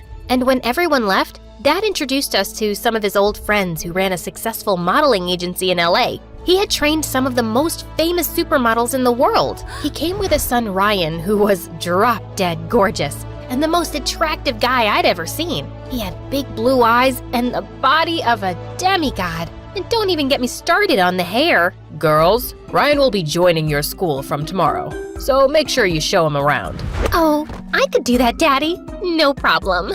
Natasha beamed like she would take a bullet for Ryan. This was the first time she moved her butt to help anyone but herself, so I was genuinely confused. It was only later when I heard her talk to Mom that I understood why she was so excited to help Ryan. "He's a dumb boy, but his father can help you get to the top, baby. Make sure he falls for you, mon amour." The next day, the entire school was drooling over Ryan's looks. As if Natasha wasn't high-headed enough, now her popularity went shooting off the roof with Ryan as her arm candy. and Ryan followed her like a lost puppy all the time. Ryan, honey, please get me my salad. Don't forget the toppings. No fat though. I can't lose my precious figure. Coming right up, princess. He went rushing to give Natasha a fat-loaded burger with a milkshake. No wonder he got it wrong with her pulling off that incredible accent. And that's when I knew that whatever little crush I had on him was long gone, and he was all charm and no brains. The next few days were a blur. Our school musical was coming up and I was the lead writer, so I was drowning in work from head to toe. During the final week of our rehearsals, the drama teacher came running to me. She looked like she'd seen a ghost. Tanya, can you change the storyline and not have a male lead at all? Our lead actor in the play fell and broke his leg. Holy bananas! There's no way we could do that on such short notice. I was losing my mind over the situation, but just then I saw Ryan walk into the hall. I was passing by when I heard you guys. I can be your lead guy. I have a really good memory, and I can learn the lines in no time. Oh, you're a savior! No problem. I gave him his script and asked him to learn everything. Within 15 minutes, he was all set. That was fast. Are you sure you can do this? I can do it if you're willing to help me. Practice my lines with me, will ya? When he started saying his lines, I stared at him wide-eyed. It was like I'd written the part for him, and he looked perfect with that face and voice. If you keep staring at me, I'll get awkward. Sorry. Anyway, you keep practicing. I gotta go. I have a class. I'll see you tomorrow. I hurried to the door to find Natasha fuming in anger. I had no idea that she'd been standing there all this time, watching us like a hawk. What the hell was that? What was what? I saw how you were looking at him. Listen, you nerd, I know you're my sister and all, but don't you dare make a move on Ryan. He's gonna ask me out, and I don't want you, of all people, to ruin this. Just dive into your books and buzz off. Okay, you jealous freak. I wasn't making a move on your boy toy. We were practicing for the school musical. Also, why do you care? You don't even like him. You're only using him so you could reach his dad and become famous. Don't make that face. I know what you and Mom are plotting. Natasha turned red and charged onto me like a raging bull. We broke into a fight, and by the time our teachers broke us apart, she had a massive blue mark smack in the middle of her face. I have a shoot today, you moron! Look what you've done! Get over it. You're great at hiding things, aren't you? Use some makeup and stay away from me. During rehearsals the next day, Ryan told us that he was having a huge party at his house. It was his birthday and the whole school was invited. I just have to look my best. I want all eyes on me, especially Ryan's. Natasha said, jumping around like a frog, trying out dresses like a maniac. Wow, real mature. Just as I was about to leave the room to get away from her awful voice, she jumped on my head and said, "Why are you running off so soon? Listen, not that I care, but if you do manage to get your boring butt to the party, you will stay away from Ryan. Do you get me? I will legit throw you in the barn if you say a word to him. Make all the assumptions in the world you want to. I like my life drama-free." And I walked back into the room, leaving Natasha sizzling in anger. The next day after the party, everyone waited for Ryan at the rehearsals, but he never showed up. I called him a million times, but he kept rejecting my calls. I searched and searched for him and finally found him sitting on the bleachers. Hey, we've been waiting for you for the past hour. You should have told us if you were planning to ditch us at the last moment. Go away, Tanya. I'm not in the mood. Ryan looked sad. I sat next to him and asked him what was wrong. Yesterday was my birthday, and all I wanted to do was spend some time with Natasha. I honestly really like her, but she never even wished me a happy birthday. She came to the party, went straight to meet my dad, and then she just vanished. My heart went out to Ryan. He deserved so much better than my evil sister. Natasha can be mean sometimes. She's the pampered one. Hang in there. I'm sure she'll come around. Ryan looked at me with his deep blue eyes and his heart-melting smile, and we went on our way to practice. Our musical was a massive hit, and everyone applauded and congratulated the team. And after that day, Ryan and I started hanging out more often and became best of friends. I was happy I finally had someone to discuss my books and work with, and he was happy because he could finally get answers to all his annoying questions. What does Natasha like to eat? What's her favorite color? What's her favorite perfume? He was obsessed with her. And then one evening when I had just gotten back from school, I saw Ryan standing in the driveway with the prettiest flowers. I'm gonna ask Natasha to be my girlfriend today. I hope she says yes.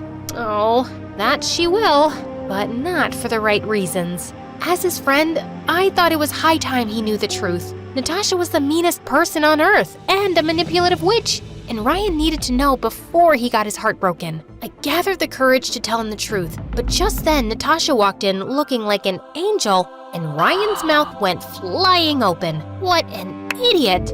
"Ay, gorgeous, don't you look handsome? And flowers? For me?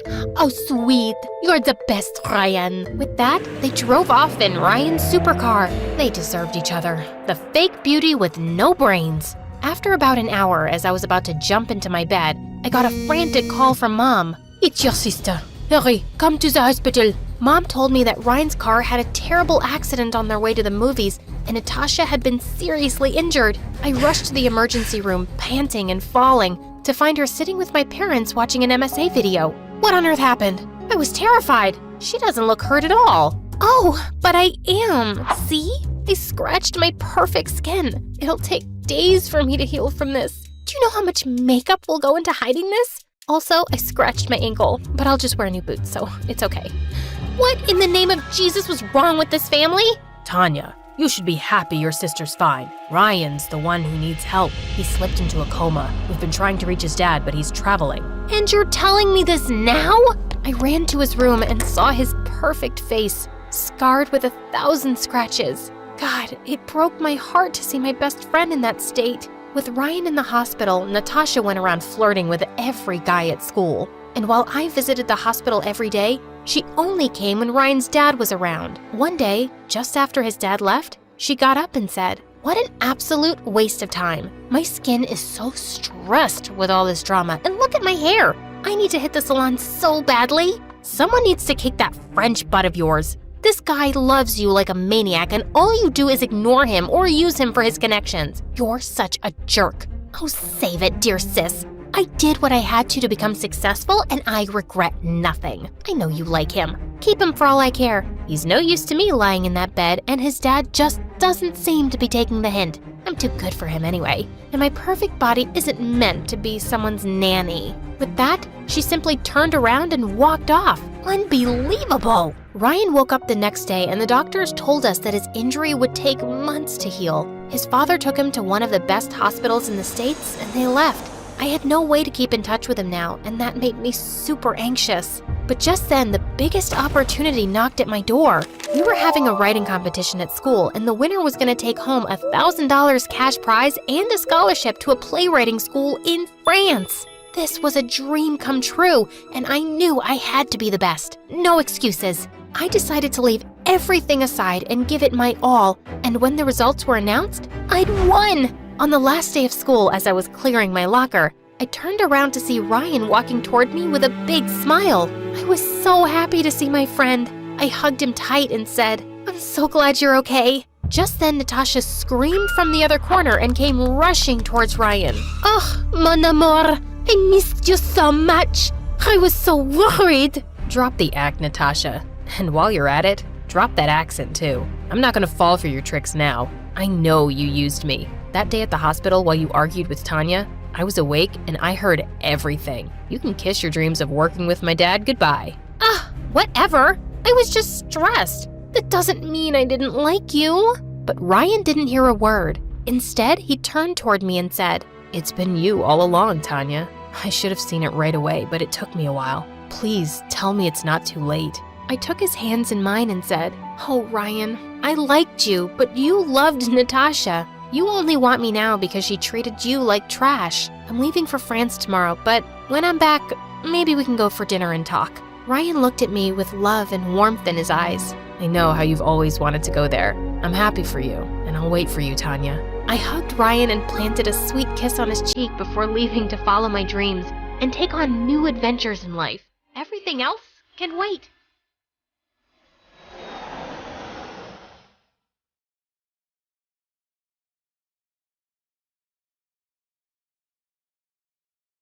Hi, I'm Prisma from California. Please like and subscribe because MSA will give $2,000 to one lucky winner in the coming 7 days. My sister Juliet and I were born to freakishly rich parents who adored and spoiled us at our lakeside mansion. Even though Juliet and I were twins, People always seem to compliment me more for my pretty blonde curls and blue eyes. Look at this beautiful child. She's God's gift to humans. Of course, both of our daughters are adorable. Oh, that one's yours too? I never would have guessed. See what I mean? This didn't change even after we grew up. Over time, Juliet started noticing it too and became extremely competitive, especially when it came to dancing. Look at Prisma's moves. She's so adorable. She'll make us proud one day. What? She's dancing like a frog who's holding in a fart. How can you guys be so blind? I admit, Juliet was better than me, but I wasn't so bad. And everyone, including my parents, seemed to agree. But every time they praised me, Julia's butt would light on fire.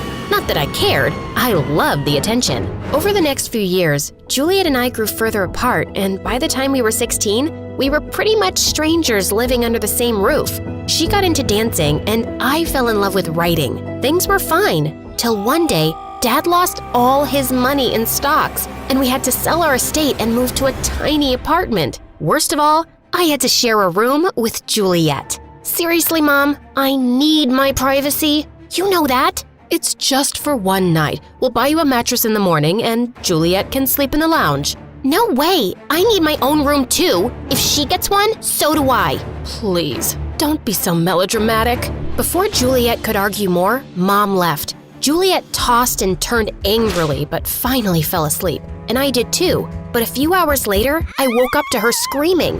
Ew! I can't believe you still do that!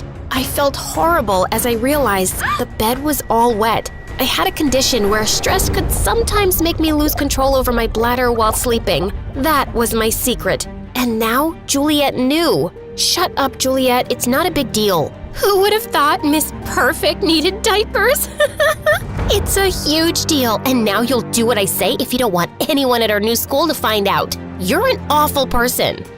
You don't say. I worked so hard to be this awful, so thank you. For the first time in years, I get to dominate you. I gave up the room and Juliet promised to tell no one, but it was so hard to trust her. On our first day of our new school, Juliet and I could feel all eyes on us as we entered, and I heard a few kids whispering about our branded clothes and bags. That's all we had from our life before. Look at them. They all look ew.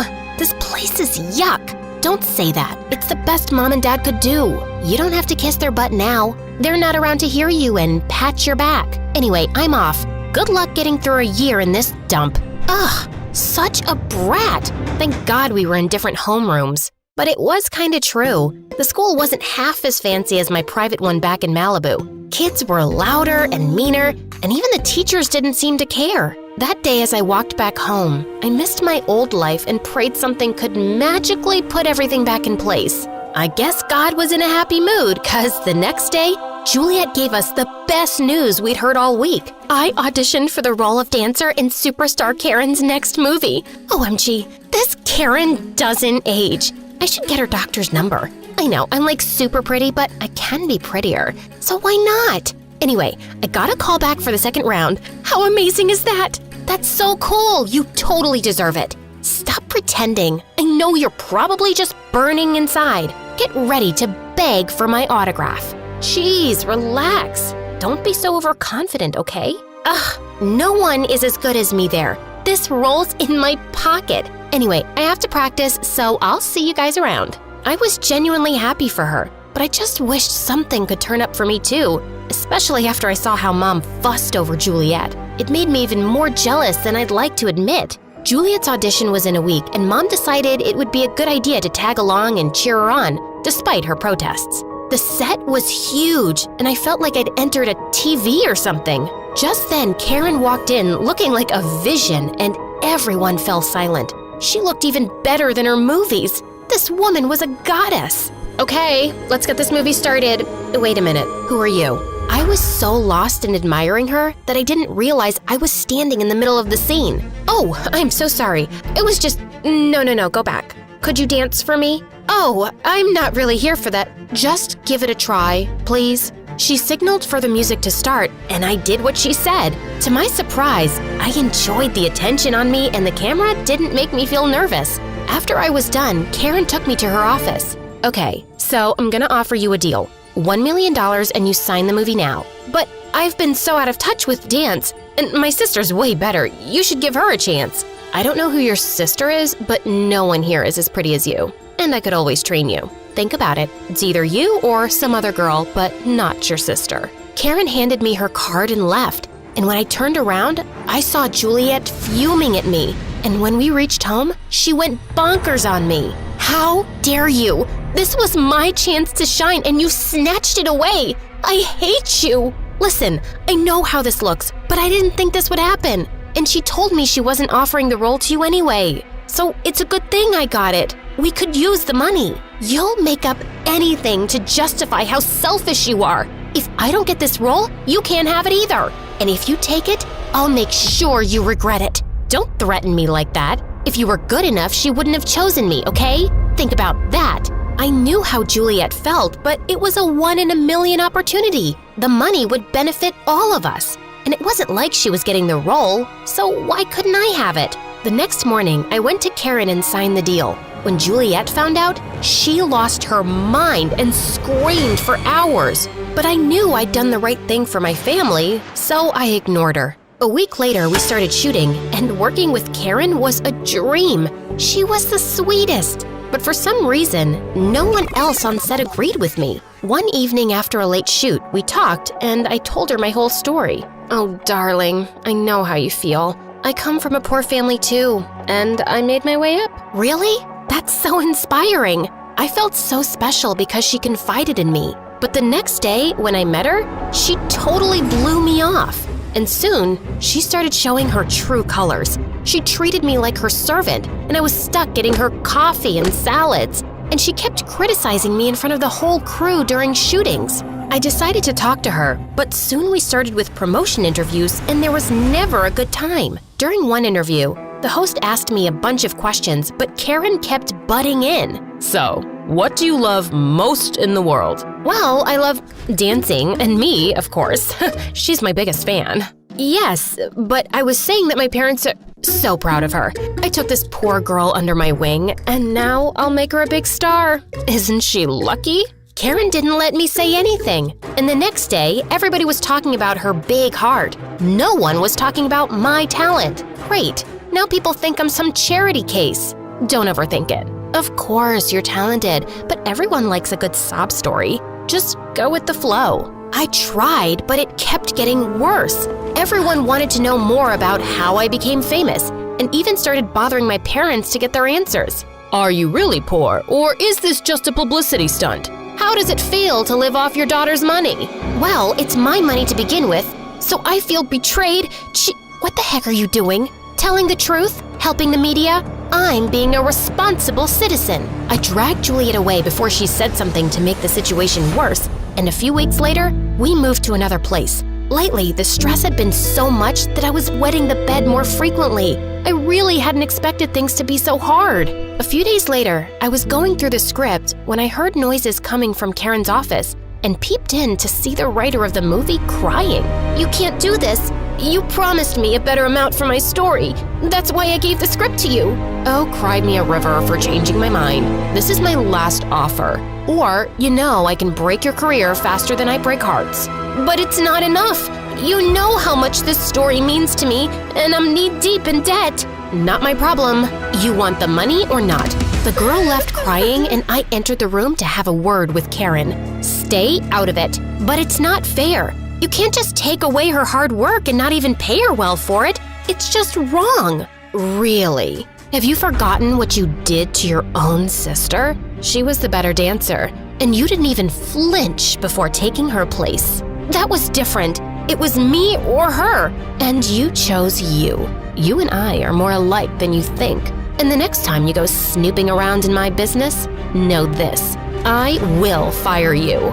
You can't do that. I'm the face of your movie, and people would crush you for firing the poor girl. Darling, everyone is replaceable. Ask your sister. Karen's words hit me like a hot slap, and for the first time, I thought how unfair I'd been to Juliet.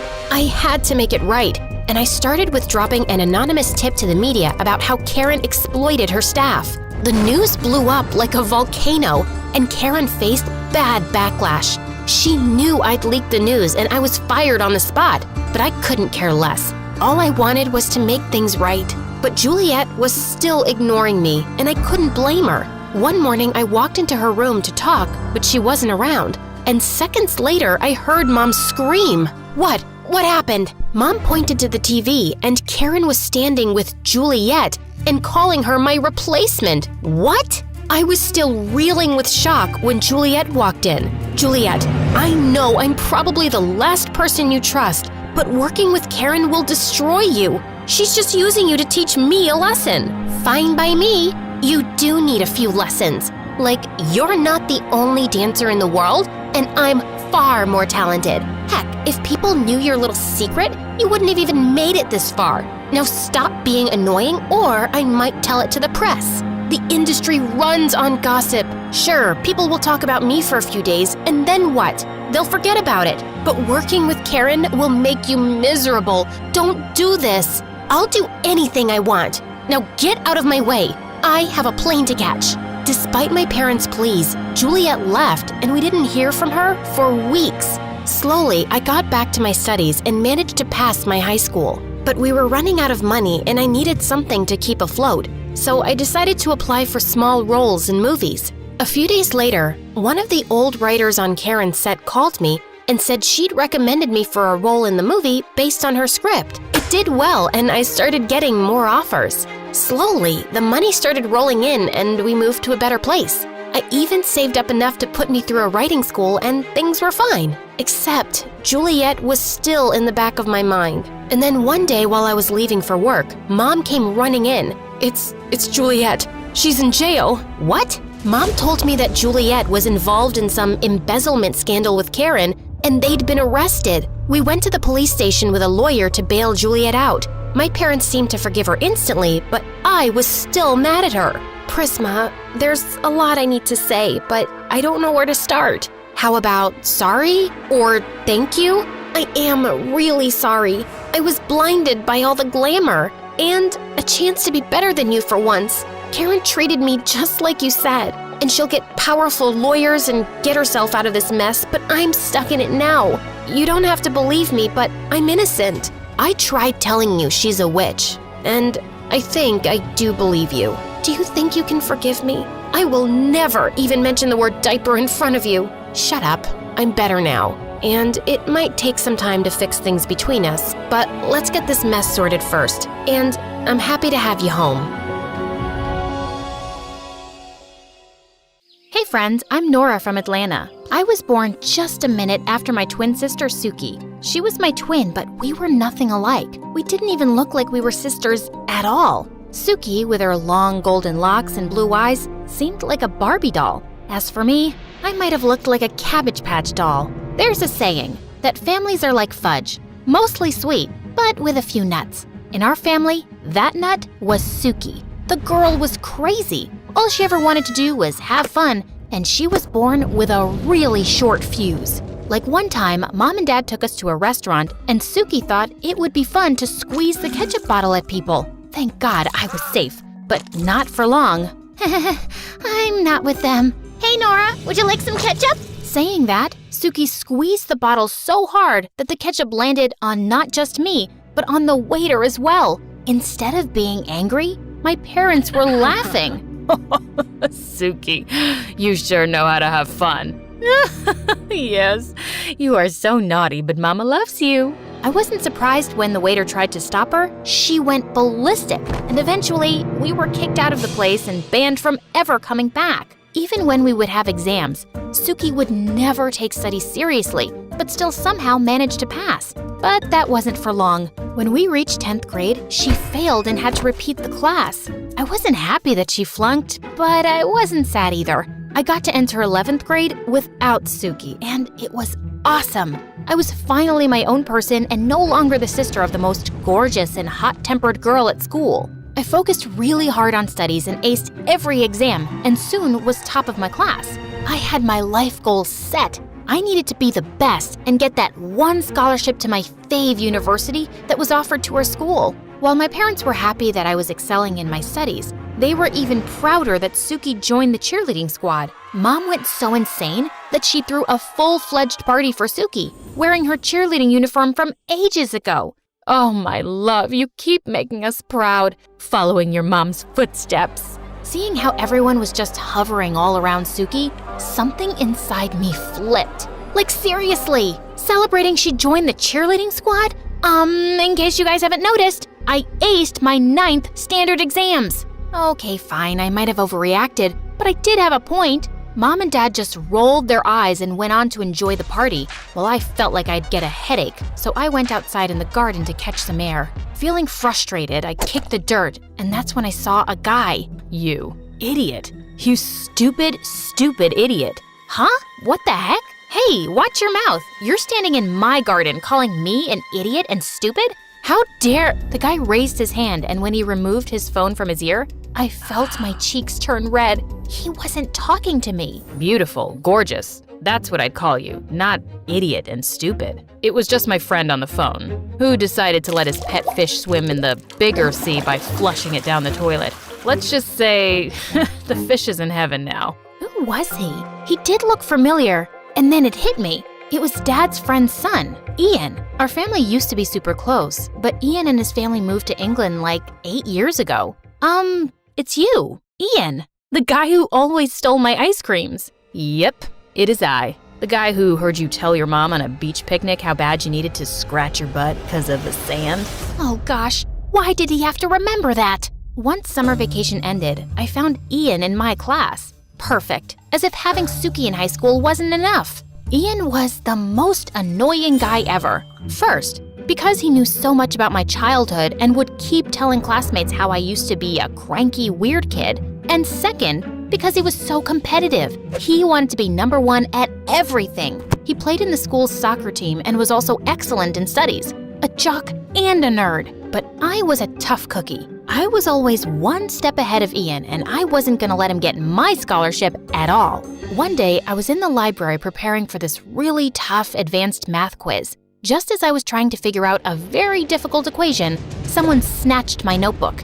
It was Ian. You're welcome. I was standing behind you and I just couldn't bear it anymore. If you had paid attention to the prime number theorem, you wouldn't have to find a workaround for this question. OMG, how dare he? But I did forget to use it. I would have figured it out, but yeah. This way it does seem easy. Well, I guess thanks are in order. I already said you're welcome. Saying that, Ian sat next to me and we both started practicing together. After that day, Ian sort of grew on me and I started to like him. Soon we became really good friends. We always studied together and made our assignments together. We both wanted the same scholarship and hoped the best one would get it. One fine day as we were sitting in the cafeteria, Suki came out of nowhere and tried to be a little too sweet with Ian. Thank God he ignored her, but once we were at home, Suki had a full-blown meltdown about it. Are you just hanging out with him to make me jealous? Like, he is so cool? How can he even talk to you? How dare he ignore me? I don't know. Maybe because he knows I know what the cube of 2 is, while I guess you don't. Plus, haven't you noticed? He isn't into you. Nerd. Fine, he is cute, but not that cute. Saying that, she left in anger. If Ian had chosen me, she had to accept it. But had he chosen me? He was always so charming around me. I would often catch him looking at me and he'd give me just the cutest smile ever. We'd always sit together and study together in the library. He even walked me home every day after school, too. Every time he'd touch my hand, I felt as if my heart flipped, but we were just friends, nothing more. One day, Ian and I had to meet in the library to discuss an assignment, but he didn't show up. When I went looking for him, I saw him with Suki in the empty hallway. He was holding her hand and they were super close. I felt gutted, and I ran home and locked myself in my bedroom. Mom and Dad tried to talk to me, but I didn't let anyone in. Later that night, I felt hungry and went to get dinner. That's when I heard Suki talking to one of her friends. I almost ignored it, but the moment she said Ian's name, I lost it and barged into her room. I know what you're doing, witch. Stay away from Ian, got it? Is that him on the phone? How could you, Suki? What the heck? Get out of my room, Nora! Stop being a nosy jerk! Saying that, Suki pushed me out of her room, and the entire night, I felt so angry. It was my fault. I had been too scared to tell Ian how I felt. I needed to fix this. So the next day, the moment I saw Ian, I dragged him into the library and confronted him about Suki. What are you even talking about? Nora, I don't know. She was fine 1 minute and then she fell and I just gave her a hand to help her up. That's all. Oh, okay. I might have overreacted. No biggie. Really? And here, I was happy that you might have felt at least a bit jealous, because I feel like that when you talk to another guy. Oh, you do? And why is that? Because maybe I'm falling for you. Me too. Saying that, Ian leaned in and kissed me. It was beautiful. The following week, it seemed as if Ian and I were inseparable. I felt like I was on cloud 9. But Suki? Gosh, every time she'd see Ian and me together, her face would turn red as a tomato, as if I cared. One night I was in my room, ready to sleep, when Suki knocked on the door. Hey, I was wondering, can we talk about, whatever it is, make it fast. Nora, I know I'm the perfect sister, and I guess I steal the spotlight from you a lot of times, but still, I am your sister, and I want to tell you that Ian, well, he isn't exactly the guy you think he is. He sort of hit on me, and he's using you, Nora. He is...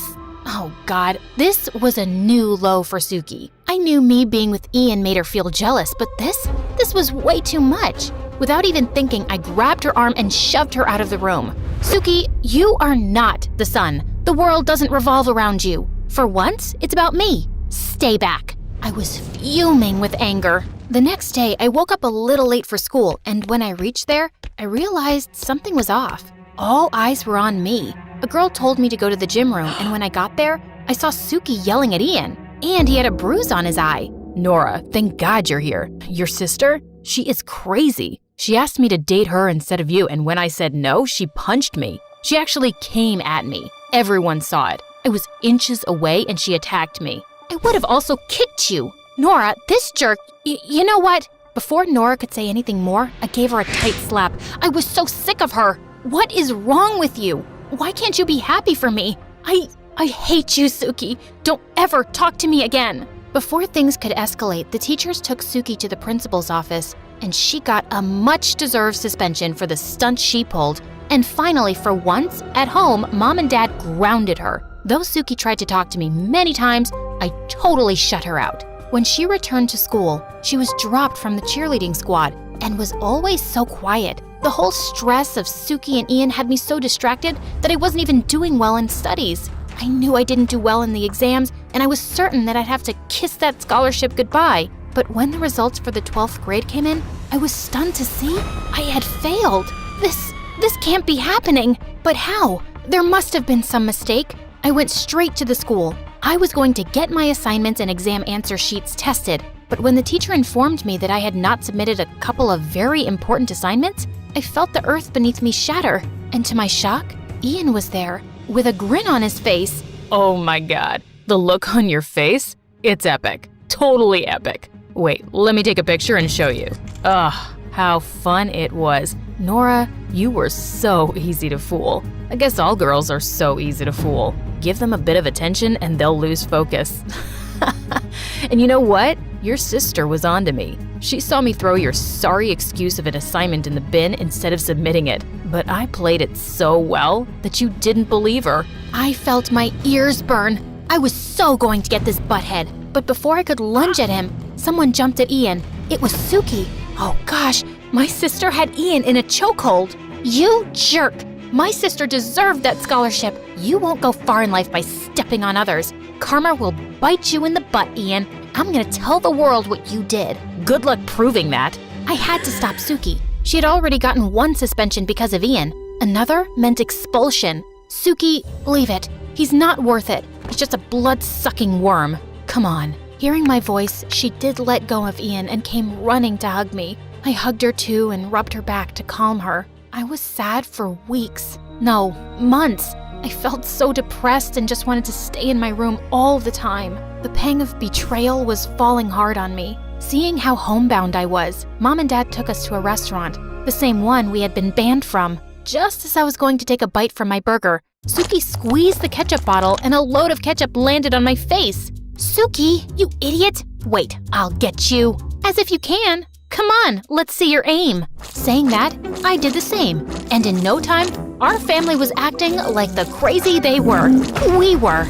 In the end, Dad had to pay for minor damages our family's ketchup fight caused. And guess what? We were banned again. But I didn't care. I felt alive after such a long time. And I knew Suki totally did that on purpose. When the schools opened again, I felt ashamed to go back. But Suki was by my side. Hey, it's no big deal. I studied 11th grade twice. No worries. Try until you succeed. She was so right about it.